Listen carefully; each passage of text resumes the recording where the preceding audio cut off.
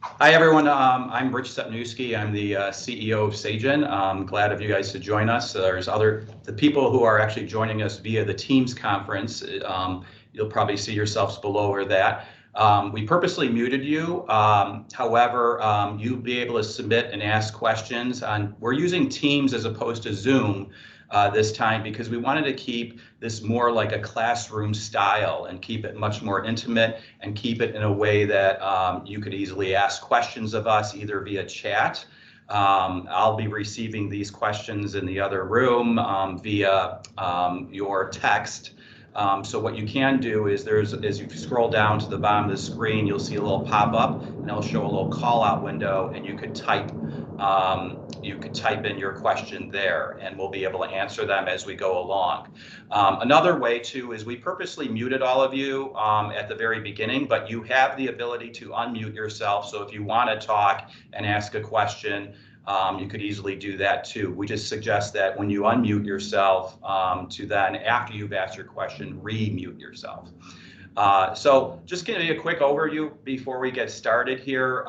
Essentially, the reason why we started doing this is we realize that there are a lot of broadcasts out there on the whole topic of COVID and everything else. We wanted to bring you some new content, something that was different. I personally work with a lot of people in the finance background, people that are CFOs, and a lot of them have been asking me, God, I wish I could have a better understanding of overall IT in a corporation or a company or even a small business, and what are the things that I should know when I'm interfacing with either the people that support my IT or my CIO or my internal IT department.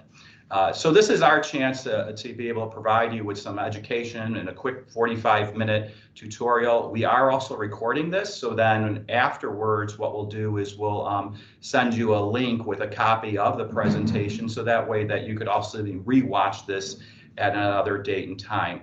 And then we're also open for any other questions after the fact. So if you want to email us or get a hold of us, you could reach out to us. That's why we also did it as a meeting invite. So then you could reply to us that when we sent to Brandon, who sent out the meeting invite, so you could ask for questions.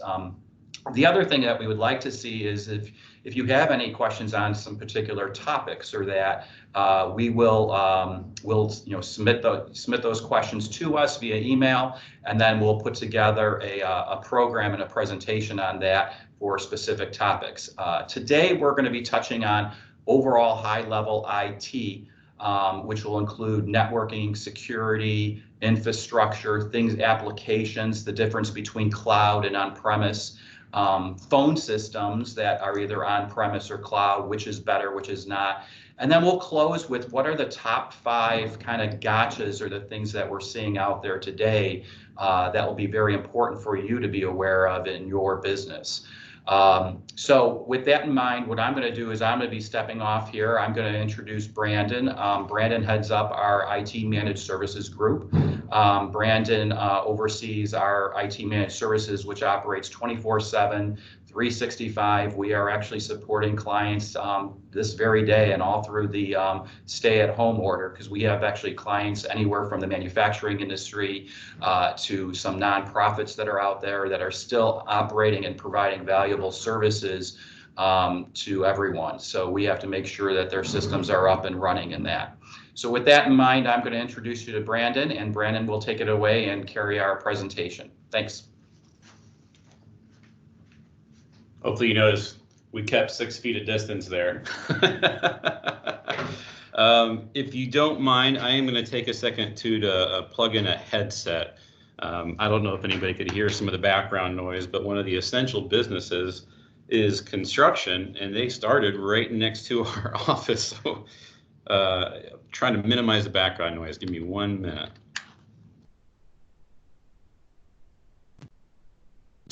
Hopefully everybody can hear me now. I can hear the static in my ear that usually tells me that we're ready to go. So as Rich said, I oversee our IT Managed Services practice. Some of you might be asking already, well, what is IT Managed Services?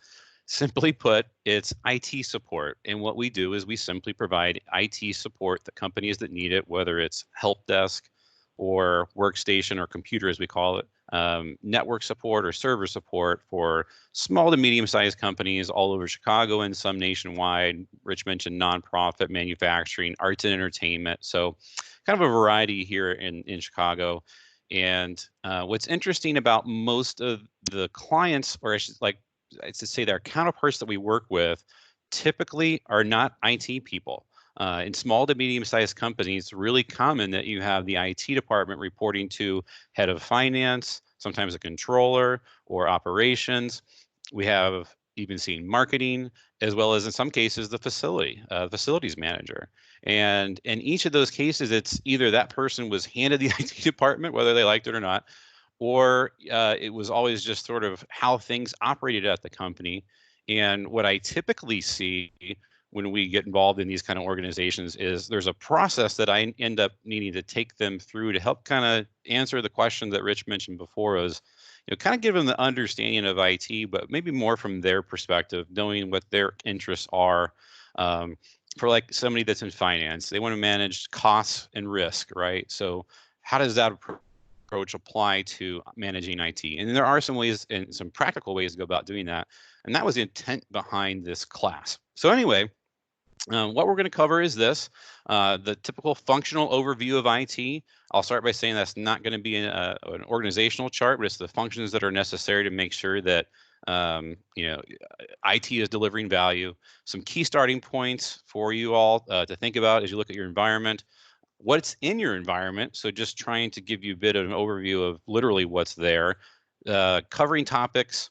And this is where I should mention that the presentation might change a little bit because it's not so much a flow, but we'll be jumping from topic to topic to topic to make sure that we cover these important areas. And that's where we'll go into cloud versus on-premise, foundation for business continuity, making sure that we touch a little bit on threats and protections. What's very relevant today is modern voice and video communication systems, desktop productivity suite and storage, also something that's in high demand today. And then lastly is really summary of the technology trends, because as we go through this, you'll get an idea of what we're seeing out there in the market. So first things first, what is IT? So in most organizations, unless you're dealing with a company that develops software and that is your end product, these are the functions that you would typically see. Now, it's easy to say that this might be applicable to a large organization where people fit into these roles. That's not the purpose of this diagram. This is what we call a functional overview. Because in most organizations, IT's role is to simply deliver value to the organization.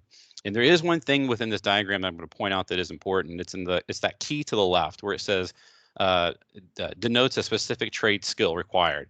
And that is because, on behalf of IT teams everywhere, we always get approached. Let's say somebody comes up to the network specialist and gets asked, well, IT, can you help us with our website?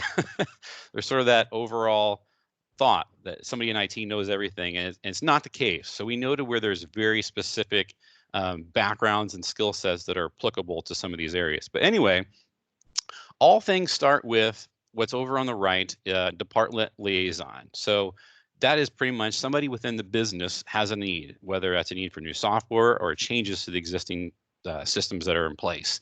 And they will work with what would be a business analyst role or function that would help identify what that is, design what that might look like, sketches, etc. And then from there, that's where that would typically go through an approval process. And of course, here we have things very developed where there might be portfolio management practices that has an approval board with a project manager assigned. That's really all kind of one collective function of designing new ideas and then prioritizing the order in which they would be implemented into an environment. From the design phase, you would go to the lower right, where you would either develop or configure a system. Develop is where you make custom changes or like code changes, for example. Configuration really just refers to going in and changing options in an application. Quality assurance is there following that to make sure that whatever is changed is tested and it works. And then release management is a really big one as we get into IT operations. That's where they start to come into play because everything's slated for, let's say, a day, a particular time, and it's on schedule of when all those changes will be put into place. And then that is when the IT support operation really kind of takes over and runs all of the IT. And from there, that's where you might have your typical help desk support or service desk. It's called those in different ways, network support, as well as server and cloud architecture support.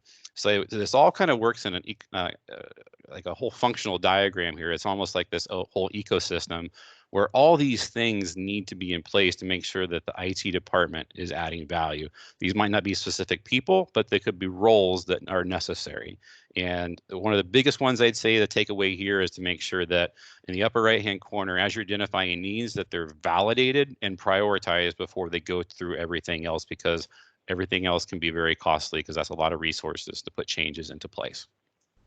So I noticed a few other people joined while we were doing this. Just a quick little overview is that using Teams, this is intended to be a two-way class more so than a webinar. So anytime you have questions, unmute yourself. You have that capability and ask away. Okay. So then after that's kind of understood, here's sort of the big four we always get asked. So where do we get started? What's the most important things? And this is really, to us, I call this like an iceberg depiction here, because all of these items are things that should be in place. If they are not, then you need to dig into the details and really sort them out. First and foremost is business continuity and disaster recovery. Excuse me. A lot of people see those as being one and the same, and they're actually not. And we're seeing business continuity today. So disaster recovery is typically a prioritized list of applications across a business and their importance, and that directly works with the IT department to figure out, okay, how do we back up and protect those systems so that they are recoverable in the same day, the same moment, within a week, etc. That's disaster recovery. Business continuity is what we're all dealing with today, is how does the business continue in the event of a disaster or a pandemic such as this. And anyway, so we start by saying that you want to start with the plans, ask for a plan. If it doesn't exist, that might mean that all the necessary practices that go into what would develop a plan are missing, and those need to be put into place. The next question we always get asked a lot of is, where does the IT budget fall? If you're inheriting an environment for the first time, we always recommend putting everything in the IT operations bucket, because you really need to get a handle on everything that's out there. It's so easy for anybody now to go sign up to a .com and just get a service that they feel is relevant for their business, and there's not a lot of restrictions that you can put in place to stop them. But what's important is at first capturing that. You need a good handle on it. That way, then you can also start to shift from, okay, CapEx, OpEx, projects, for example, like we kind of outlined on the prior diagram, which would fall into like the application enhancement. That's where you can start to give some of that cost back to your departments, or if they have very specific requests for system. And it kind of can be on a department basis. We recommend putting it all at first in IT operations so you see what it is. The next thing is projects change or release the schedules. Essentially what that is making sure that anytime that somebody's making a change to your IT environment, it's on a scheduled or planned basis. Many times we see that IT organizations, they just do things on a whim. They find out that the business will be closed for a team meeting or a company-wide meeting on a Friday. They decide to just make a bunch of changes all at once. That certainly can be a thing that you do, but it should be planned and regulated and addressed in an orderly manner versus just on a whim. So that is something that you want to make sure is in place. When you get to the last one there, vendor management, that's really a matter of trying to rationalize your costs. There's so many systems out there that overlap these days. It's very easy to overspend. So you want to get a list, kind of like the budget. Just make sure that you have a list of all the spend, but also the vendors that you're working with, and then classify them in a means where you can start to label what they are doing for you and what value are they adding. And if it overlaps with other vendors, that's where you see cost saving opportunities, because you can cut them out. So then moving on to, I guess, jumping into our topics. So this is a diagram that might seem a little bit complicated. I hope most of this is familiar, but I want to just walk you through what would be referred to as infrastructure. I know everybody understands applications because that's what, you turn on your computer, that's what you understand, that's what you're familiar with. But what sometimes is overlooked is simply just how everything is connected. And that's what we're going to show you here. So generally speaking, and mostly you would see this even at home, you have an internet connection that is two-way that comes into an office setting. From there, it would connect to a modem, and that's no different than what you might have at home. It just simply receives the signal and translated it into something that can be distributed. At home, you might not have a firewall, but that is the security device that keeps all things bad out, as well as it usually has software on it. And one of the most commonly ones that people know of is a VPN, or virtual private network. If you're using that for any of your businesses, that's where that software sits. And then from there, from the firewall, you have connected switches. And switches and patch panels, they kind of go one and the same in terms of what they do. But essentially what it is you take wire from modem to firewall, then firewall goes to switches, and switches really is what just distributes the data both coming and going through the entire office. So it's physical connections, kind of like the old switchboard phone system kind of thing. So it takes that single wire, splits it so that it can be, let's say, divided up amongst 24 or 48 other wires that then go through the office to either places where you see wall outlets where you might, plug your computer into, like in cubes or in the walls and offices themselves. They also run and they connect to access points. Most of you know those as routers because at home they're actually multi-unit devices, so they do a lot of this stuff. But in an office setting, they would just simply be a wireless access point. It's just providing that one function. That's also connected to the switch. And then also connected to the switch would be any servers that you might have on site. So if you've ever dealt with issues where something works better in the office than it does at home, the reason there is because literally when you're in the office, you connect directly to the switch, which connects directly to the server. So it's instantaneous where you're getting access to the applications and data and things that are on that server. So while it might seem very complicated when you hear your IT department or team talk about it, it's kind of simple in that it's almost, we always relate IT infrastructure kind of like a car analogy, because you just need to know what it is first. And once it's explained, it's like, it's not necessarily all that complicated. So the next, one of the common questions that we get is, Brandon, we're really been told that we should move to the cloud. What does that necessarily mean? I always kind of take it with a grain of salt, because it's kind of like, well, what are you doing and what's your end goal? Because cloud services is kind of a bundle of just a general term that really encompasses a lot of things that have historically been referred to as something else. But to build off the prior slide a little bit, what it really amounts to is, where do you want to own your applications and where should they sit? A traditional on-premise, starting on the very left there, traditional IT environment, this is where you have your servers that host your applications and they're within your office walls somewhere. That is the most hands-on. It gives you the most access to everything, so you can customize it however you want. It is your server, it is your application and data. So that definitely provides the most flexibility. But the con beside that is it also requires the most labor. All the things that I just described require people to maintain all those things. And it's also the least secure. So for example, if you have an IT closet or a network closet that's in an office or in the building, something happens to the building. One of our clients that we always kind of mention is the Second City here in Chicago. They had one of the biggest fires that's notable recently, and we had to help them through the recovery for all that.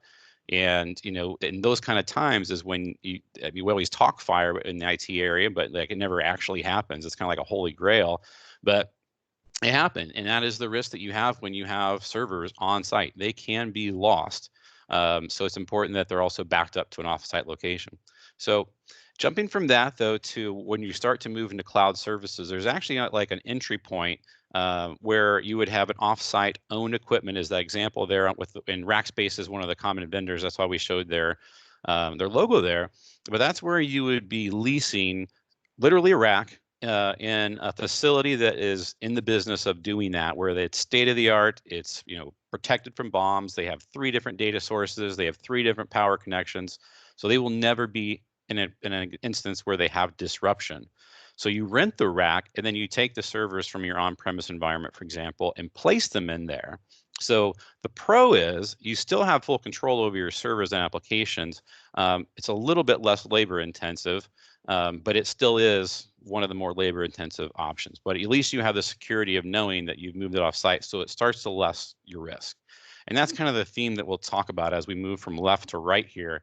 The next one is a leased server equipment. So Azure and AWS, those are common vendors that are out there that hopefully you may have heard of. They don't just do the rack, they give you the server and all the equipment that's required to run an application there. So you lease that from them. So you lose the control over the server, the environment that's there, but you place your own application on that. And then that's, something that you can still control. The con is, well, you're still managing the application. If you have your own custom application, let's say you have a ticketing system that you use for museum operations, that might be a good example because you can still own and change the application as it is. And then, but also then decrease your risk because you're not responsible for the server, it's offsite. So those sort of risks are managed as well too. Jumping further to the right is software as a service. Traditionally, now these are just all referred to as cloud, but that's where you might see like the NetSuite, the Office 365, G Suite, Salesforce. There's several that are out there. And essentially, this is where you're just giving up control of everything. And that can be fine, if it has the configurable options available to you to meet the needs, whatever it might be. So this is where the application, the server, the area, the environment that it's in is completely owned and it's responsible of the vendor that you subscribe to. And in a sense, that's also the con. You're using an application that's shared with thousands, if not millions. And if there's any customization or anything like that, it usually can't be done unless you use an outside developer of some kind. So the pro is that is the most disaster averse. Like it's number one on the disaster recovery approach, but you do give up some of the ownership that you might need for some of the other applications. But with today's environment, and again, what we're kind of dealing with now, that's the direction that most organizations are going, because they've found that a lot of times those systems have been developed in such a way that they incorporate all best practices across all those vendors are using them. So they're also very good. Any questions this far? No? All right, we'll keep going. So when in terms of business continuity, these are the first four things that we always make sure that we start with. So number one is if you have an on-site server or data of any kind, let's say your file server, if any of you are still using those, you always want to make sure that that's backed up in an off-site environment just so it's protected in case of a loss. The second thing that we always recommend is a secondary internet connection. A lot of organizations don't have these, but kind of like prior example, if you have a lot of cloud-based applications that you're using, you're very reliant on, and even increasing your reliance on your internet connection. So if that goes down, suddenly the business halts. So it's very important that you have a second one that is a lower grade, not as fast or as complex as maybe your primary one, but something that allows people to continue to work. That needs to be in place. And the next two are actually equipment replacements. So I depicted them there in the diagram that kind of came from the prior slide, where your firewall, that is the primary place for security, but it's also the inlet of all traffic coming in and out. Your VPN resides on that. So if anything happens to that, any usages of what I just described comes to a complete halt. So it's really important that you have one that's configured and ready, and sometimes you can even have it plugged into the prior one so that if it fails, that one immediately picks up and continues operation, so there is no business disruption. And then the next one too is a core switch. We really didn't talk about that on the prior diagram, but typically whenever you go through the process of connecting modem to firewall to switch, well, the first one is considered a core switch because it'll typically then connect to other switches for all the multiple connections you might have in your office. So not quite as critical as the firewall, but definitely important. If that one dies, then it has to be quickly swapped out. So it's important to have one of those just readily available. So again, these are our top four items. If you don't have these in place, do them tomorrow. So as I mentioned at the start of the presentation, this is an area where we could spend an hour in itself. All things threats and protection measures against them. I'm going to kind of skim through the first ones, just I think they're very common. Virus and spam, everybody's familiar with those are.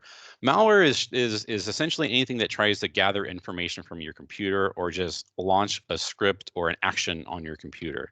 And that takes me into ransomware. That was kind of the hot item in 2008 and 19, or say 18 and 19, where if you're not familiar with what that is, the quick overview is that this program or malicious software gets on your computer, it finds files or on either your computer, or if you have access to a file server or a network server, it'll get access to those, and it'll lock those down and encrypt them. And they can only be opened with a code. And you'll usually see a pop-up that appears that says, you have to pay a ransom, and it's usually Bitcoin. The number one thing, don't ever do that, because you're not sure that you'll get your data back if you've ever been through that. The best way to protect against that is simply making sure that your data is backed up and secure in an offsite location in a frequent place, so that if you do have a file server where files and data are on there, it should be backed up daily, so that if this happens, you do lose a day's worth of data, but you can take that backup and replace all the files that were infected with ransomware. Then phishing is one that's very, very common, and we highly recommend doing phish tests. If you haven't done one of those, that'd be something to ask us, but that's where essentially you send out the email that says, hey, this is a new bank thing, make sure to click this link, and then you provide your credentials, or this document from Microsoft has been shared with you, please click this. I think all of you have probably seen that, and it just looks fishy, but that's what that is. It's trying to get your information so that they could, for example, log into your Office 365 or Google accounts on your behalf and start making changes or sending information when you don't know it. So phishing tests are something that we highly recommend. Now, how do you protect against these items? Staff education is number one. I think the statistic is somewhere in the 40s that antivirus software only protects about 40 to 45% of the time, because even if somebody clicks on a malicious link or something that the computer detects as being malicious, a pop-up usually appears that says, do you really want to see this? A lot of times people say, sure, why not? That came from my friend. So making sure that you have staff education. We do these for our clients about once a quarter, just to make sure that everybody's, knows what's new and what to expect. Spear phishing is one we didn't talk about, but that's the next level of phishing, where they comment on your Facebook photo, where they see that it was at a soccer game, and they say, oh, I have more pictures from that game, I'm another parent, here's a link, and then you click it, and then you're caught. So anyway, staff education is very key. Making sure that you have antivirus on all computers and servers, and then network security, that firewall device, that's where that lives, and that kind of makes sure that all things running to and from the network, in and out, are all monitored and managed. So one of the questions we've been getting over the last couple of weeks is this. We need to move to a new phone system, the virus has happened, what do we do? Well, first I try to take a step back and say, okay, historically there's three different aspects of communication. There's voice, which traditionally that would be like an on-premise phone system. We listed some of the ones there to the left of Avaya Mitel 8x8, if anybody's familiar with those. And that is where you have hardware on site that delivers calls to the whole office. Everybody has a desk phone. That was what we consider traditional voice. Chat is something that has evolved over the last 20, 30 years, and that is just interpersonal communication between coworkers, etc., instant messaging. And then video is what we're now experiencing a lot more of today, where it's video calls, it's video chats, and where there's that connection of seeing the person on the other end. All the vendors that we listed on this screen do a little bit of everything now. So to kind of explain them a little bit more as I go through them. And traditional would be the ones that I just mentioned below. Soft phone, Dialpad, and RingCentral. Those are kind of the popular emerging ones that we see. That is where it doesn't require a desk phone. It just runs on your computer. You can even have an app on your cell phone, which I'm a big fan of, because then I no longer have to give out my personal cell phone number, because I know my work line will ring my computer and my cell phone. And then in the right there, put that's Google Hangouts, up to that green icon is, and Teams is what we're using, that purple icon, and then Zoom is the very popular one these days. Those are ones that specialize more in that video chat area, but they are actually all now offering phone services. So Brandon, how do you make a decision on any one of these? Well, it is actually becoming a little bit more complicated, to be honest, but because they're all starting to offer all the same services. Avaya, Mitel, and 8x8, they also do soft phone. They have soft phone offerings, but it really just the determining factor really is how you want to use it and what is the purpose. And trying to include as much as you can in selecting a solution. So for example, if you knew that your company was using Teams for accessing documents or Google Chat just the same, perhaps that is a good platform for you, because then you can make calls, access documents, et cetera, all through one system. And it's kind of like your overall system that employees use mostly throughout the day. Or in a lot of cases, Zoom is considered more professional looking. So some of the companies that we know that have Teams, they have Hangouts through Google, they still elect to use Zoom because that's what appears to be more professional, but even that's changing a little bit as well too. Here's one of the ones that I always find interesting: desktop productivity suites and storage. So the most commonly two that are out there are Office 365 and G Suite or Google.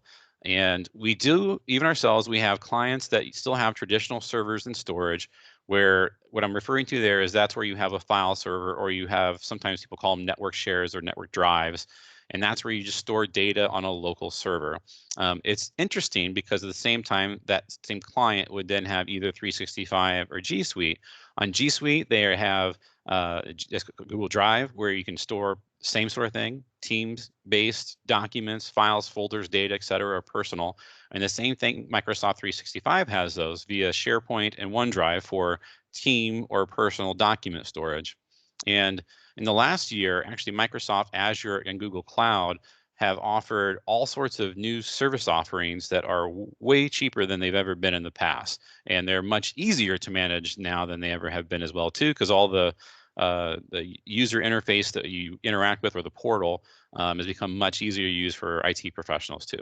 So if you find yourself in this example, the recommendation is try to get away from that traditional server and storage as much as possible, at least for the file storage, because you have it and you pay for it if you're using Office 365 or G Suite. So that's how also too, in times like these, people can be mobile but still have access to everything that they need to securely. And it's not necessarily noted here, but one of the first things that comes up is, well, what about security? Because when you have the traditional server and storage on site, you maintain the security. People have to connect to it through a VPN. Well, 365 and G Suite have gotten around that. They also have pretty stringent security measures. And if you're familiar with multi-factor authentication, if your firm doesn't, that maybe jumps back to a prior slide. That's one of the most immediate things you need to do now to protect phishing and some of the malware that we had mentioned. And that is where, when you log into SharePoint, or I should just say Office 365 or G Suite on a device, it prompts you with a secondary form of authentication. So like a text message to your phone that has a code, that you type that in there, and then it recognizes your device for 30 to 60 days until it does that again, essentially to validate your device and that it's secure. So those methods make it just as secure. So there's no real reason to stick with a traditional server, especially when you already have access to things like 365 or G Suite. And then lastly, kind of sum it up, in general, this is what we're seeing across all clients and trends, is that there's a desire to be mobile. And that also is a little bit of a cultural change that we're seeing as well, too. There's a lot more of adapting to work from home, not from the current pandemic, but prior to that, there was a desire to people to be on the road, work from home, allow flexibility. That's the culture that's kind of developing in the workplace, and the new, and will be going forward, kind of the new norm that organizations will need to adapt to. So how do you become mobile and still offer people access to all the data, files, applications, things that they need? Well, that is a lot through that move to cloud-based technology, and placing a higher importance on your network and how people connect to those applications. So you see the diagram on the left, which is what I explained earlier, with that big red cross through it, to say that simply, they're moving to this new environment where there's just less equipment to manage, less infrastructure to manage, and therefore you're able to reduce your IT costs because it doesn't require the manpower, and allows people more flexibility with their devices and how they choose and where they choose to access applications. So with this was kind of like, what are others doing? That's kind of one of the things that Rich always gets asked, I know, and that I get asked a lot too. And so in summary, I guess we wanted to make sure that you all left with, what are the top 5 things that maybe to take away? One is that multi-factor authentication. So when I was showing that Microsoft 365 versus G Suite, I mentioned that it wasn't on the slide, but the mention is that you want to make sure that for any application that's cloud-based that you are using multi-factor authentication.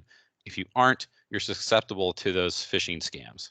And it's something that is easily done, and it just takes training from the users to know how to do it the first time. And then once the organization adapts, we find that people kind of take it and move on, and it's very normal. And it's so common these days that everybody has seen it in some realm before you enact that on your organization.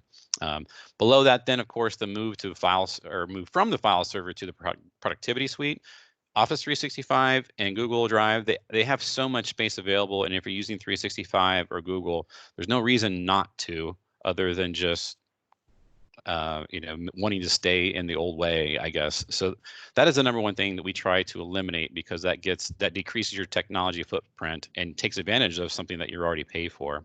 The hot spare equipment, that goes back to that business continuity slide where, what are the top key things you need to do to eliminate risk, making sure that you have that spare firewall, spare core switch, and then of course staff education and phish tests. So that is the number one thing that we recommend on at least a monthly if you have to, but at least a quarterly basis, just to make sure people are aware of what security threats are out there and how to protect against them, because they are actually your biggest threat, your staff. And then phish test, it's an easy way to just deploy emails, see if people accidentally click on them, or if they choose to, how they interact with them. And that helps drive the education of, hey, this was a phishing email, you were susceptible to it, and here's what you need to be aware of. And then lastly, phone system selections, it's gone the way of cloud. It's moving very quickly. If you haven't, we highly recommend moving away from them. And these days, there's really no strong recommendation for why you should have an on-premise phone system. It's old, it's clunky, and it's difficult to manage probably for your IT department. So we recommend moving to cloud as fast as you can. So with that, a quick little about us is just as Rich mentioned at the start, we're a consulting company here in Chicago. We have 4 different area services. We do management consulting, IT managed services, organizational development, recruiting, and risk management. And Rich, I didn't know if you wanted to have any final thoughts or okay, but thank you for your time. And first, I guess if you maybe a final questions from the group.